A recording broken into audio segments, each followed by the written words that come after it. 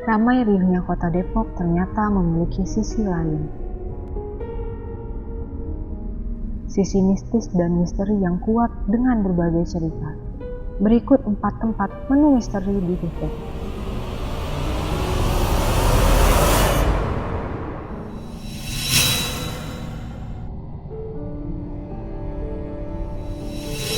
"20 tahun sudah pabrik aki di Depok ditinggalkan terbengkalai oleh pemiliknya." Udah lama sih, sebelum saya udah ada ini pabriknya. Kurang lebih udah 15 tahunan nih tutupnya dia.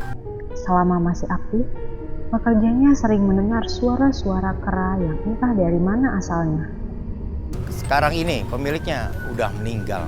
Dia meninggal tuh di kamar mandi ya. Ada yang memang tinggal di rumah ini. Nah, dulu memang dia karyawan di sini, tapi mereka boleh tinggal di sini. Nah, menurut infonya tuh seperti itu, Pak. Ada cakar-cakaran ya, seperti cakaran, nggak tahu itu cakaran monyet atau apa gitu ya.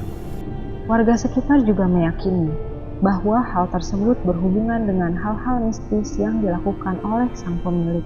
Dikarenakan seorang warga pernah melihat sang pemilik mengeluarkan sebuah patung kera dan memandikannya di malam-malam tertentu. Ada sosok tinggi, gede, dengan gigi yang sangat tajam. Sangat tajam, tapi tidak ada bulunya. Melainkan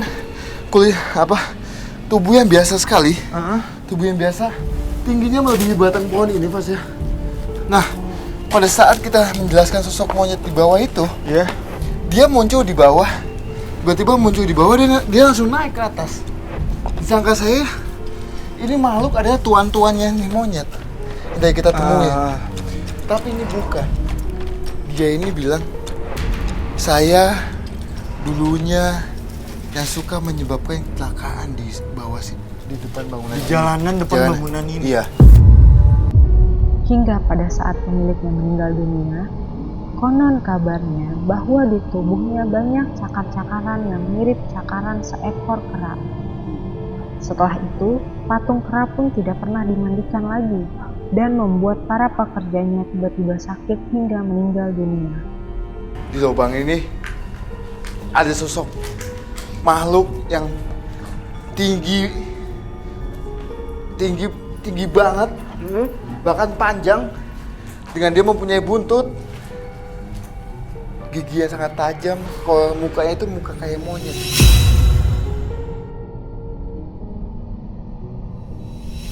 Rumah tua yang sudah ada sejak tahun 80-an kini kosong semenjak ditinggalkan sang pemilik pertamanya pada tahun 2009. Cara yang ngikutin bahasa kita, jadi kata kita ngomong tuh kadang-kadang kayak menggema, kadang kayak diikutin bahasa kita, nyambung gitu. Yang itu anaknya cantik, pakai pakaian hijau, rambutnya panjang, pakaiannya selalu hijau. Seakan menambah kesan angker yang ada, warga sekitar tak mampu menutupi bahwa rumah dengan lantai 2 di salah satu bangunan ini memang tak lagi diragukan jika menyimpan misteri dan dihuni beberapa sosok astral bahkan jauh sebelum dibiarkan kosong. Rumah tua ini berada di daerah Cinangka, Sawangan, Depok. Rumah yang sempat beralih fungsi menjadi kantor kelurahan kini benar-benar kosong.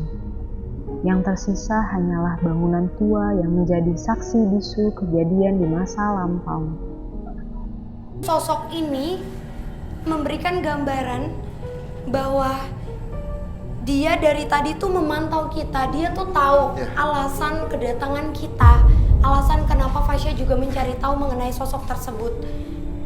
Ada satu sosok perempuan memakai pakaian blus hanya seperti selutut aja, tidak ketat.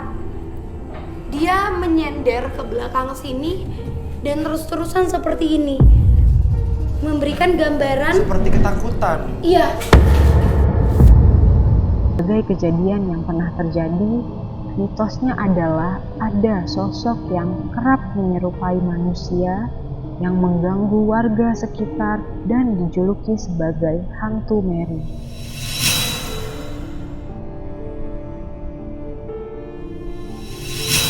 Jembatan yang kokoh menyimpan berbagai kisah mistis. Jembatan yang dibangun pada tahun 1917 oleh Stephanus Lender di era kolonial Belanda ini disebut sebagai Jembatan Panus. Ya, kalau ceritanya sih jembatan ini dibuat dari zaman Belanda tahun 1917 sampai 1918. Pada masanya, jembatan ini menjadi satu-satunya akses menuju Bogor. Jembatan yang dikenal sebagai Jembatan Kepala Manusia ternyata menjadi saksi bisu bahwa pembangunannya memakan banyak korban dan bagian-bagian tubuh para pekerjanya sengaja ditimbun bersamaan pembuatan jembatan. Insiden ini konon dipercaya oleh company untuk membuat sebuah bangunan kokoh dan tahan lama. Oke, lalu gimana dengan buaya putih yang sering dilihat masyarakat? Atau itu cuman halusinasi, atau cuman dongeng atau tahayul, atau memang ada sosok buaya putih itu sendiri? Saya lihat memang ada. Berarti memang di tempat ini ada sosok yang menyerupai buaya yang mungkin tidak sengaja terlihat oleh masyarakat yang entah sekedar lewat di jembatan ini atau memang memancing seperti yang tadi Frisly dan juga Rudy katakan. Kita bisa coba komunikasi nggak sih dengan sosok yang ada di sekitar sini? Karena memang selain kita mau cari tahu soal buaya putih, kita juga mau tahu tentang Eti. Ya, coba Kak Rudy, mungkin kalau tadi dia udah merubah wujud ke aku, mungkin dia mau komunikasi sama kakak? Eti ya. Hingga saat ini, warga sekitar kerap kali menemukan sosok tentara Belanda yang ada di sekitar jembatan. Bahkan setelah pukul 6 sore, warga sekitar tidak ada yang berani melewati jembatan tersebut.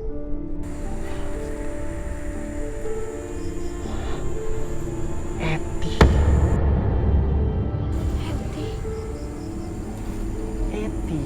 Dia bilang dia Eti. Berarti ini sosok yang kita cari-cari. Jadi dia ini cerita, dia ini sosok yang suka menangis. Dia merintih di atas jembatan sana. Dia seperti orang yang kehilangan sesuatu. Dia jongkok seperti ini, dia menutup mata.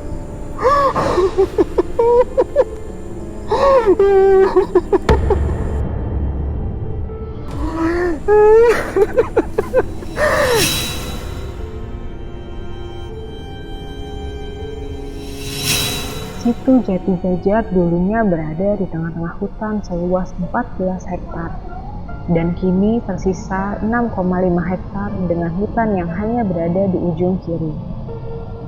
Situ Jati Jajar digunakan warga sekitar untuk memancing, berekreasi, bersepeda, dan berolahraga. Suasananya yang asri membuat Situ Jati Jajar menjadi pilihan warga untuk bersantai. Di sini ada salah satu sosok yang kita hormati, yang wallahu alam dalam tanda kutip, mereka adalah mempunyai salah satu karomah di sini, makanya dinamakan karamat. Namun, di balik tenangnya Situ Jati Jajar ternyata menyimpan berbagai cerita misteri.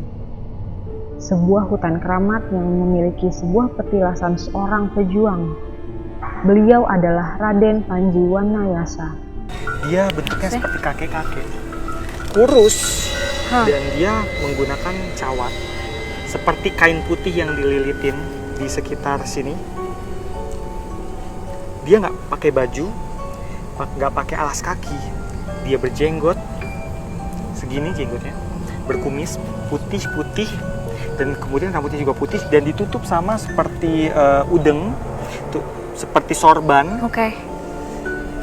Dan dia berlari cepat sekali di atas saya. Warga sekitar percaya bahwa Raden Panji masih menjaga tempat tersebut karena beberapa warga pernah melihat sosok kakek tua yang duduk di petilasan. Konon terdapat sebuah peninggalan keramat yang sampai saat ini masih tersimpan di dalam hutan keramat tersebut. Cerita yang beredar di masyarakat mengenai putri ini ternyata tidak semuanya benar. Karena nyatanya sosok ini merupakan sosok putri yang berasal dari daerah timur, yaitu daerah Mataram, dan bukan berasal dari daerah Pajajaran. Dia bernama Sekar Ayu Damiati atau Nyimas Pambayu.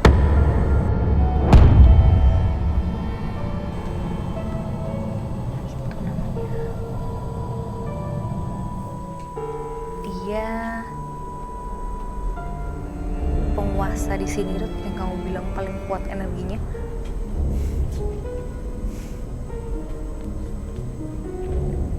Sejauh ini yang saya rasakan dia memang yang paling kuat di sini, Nat.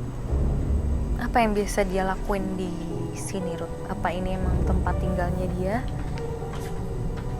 Ada darah.